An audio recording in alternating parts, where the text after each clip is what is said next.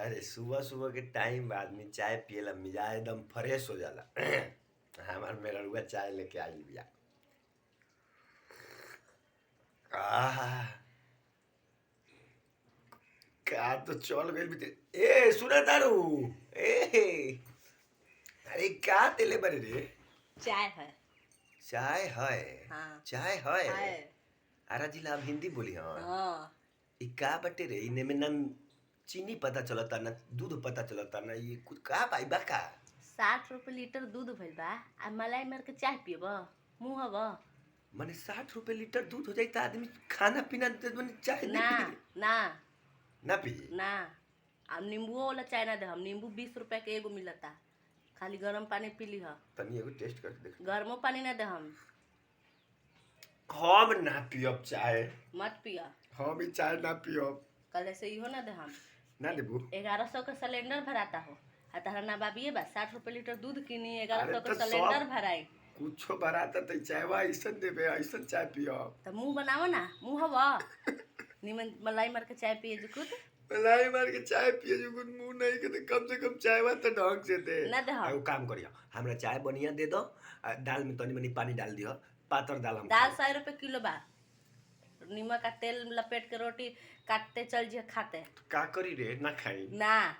हम कमाइब कहत 5,000 के महीना आ खइब खोआ मलाई 5,000 के महीना कमाई त काला हमरा से बियाह कइले हैं। उ तो गुलाम बनावे खातिर हमारे से कपड़ा ना धोवाला झाड़ू ना लागे पोछा ना लागे ई सब के करी। तो महंगा आदमी वाला से बियाह करती तो ई सब काम हमरा नु करे पड़ी। अच्छा ई सब तर चाल बाटे। हाँ। हाँ। मैंने कम कमाए वाला लड़का से बियाह कर लेकिन गुलामी खटवाई दे। हाँ गुलामे खत्म। ते तो ना मैंने चालू आदमी। इतना सुंदर बानी इतना अच्छा बानी लंबा बानी। आ लंबा बड़े अरे बाप रे बाप आउ केकरो नानू बतैलू ना ऐसे न तार से करिया कुलूट से कहनी है कि गुलाम बन के रहबा। ऐसा हमार जिंदगी के सच्चाई बा हम का तरह सोचले रहनी त का निकल गइले रे। अब कपड़ा धो दल बनी तनी धो सुनना दता। ना हाँ बोला। कपड़ा धो दे एनी टाइम कपड़ा धो दे कभी कुछ कहना रुक। गर्मी के दिन बा डेली 4 हाली नहाई ना त के कपड़ा धोयू। चाय काहे चाय पिए तारा छोड़ द। अब कसनो बा खींचे पड़ी। काले से एगो बकरी पोसला ओकरे दूध के चाय पीह बड़ा बकरी बढ़िया काय पोछला होखेला। बकरी कहत तनी अपन बाबूजी के एक आधो बकरी भेज देबो हम पोछ ले। हमारा घरे बकरी ना रहेला। हम ही कहत तनी कि हमरा तू कुछ और चीज में कंसेशन कर ले। हाँ। पातर रोटी खिया दो पातर दाल खिया दो भात खिया दो पातर- मार भात खा ले वो मंजूर बा लेकिन चाय हमरा बढ़िया चाहिए। पातर दलवा में इतना तो दलवा डाले के पड़ी नु। हम सब बात मानब हमार कहे के मतलब है हमरा दाल बढ़िया मिले ना मिले हमरा चाय सवेरे के बढ़िया चाहिए। बकरी के दूध के कहे से चाय दे हम लेब एगो बकरी। बकरी अरे गैया- पोसबे ते पोसबे तो किसे खिएबे बकरी गैया के? घूमत रहली सरोडवा पहिना कि 4 बजे उठ के एगो लोटा में धऽ के दूह लीहे आ तब नु चाय बना के दे हम।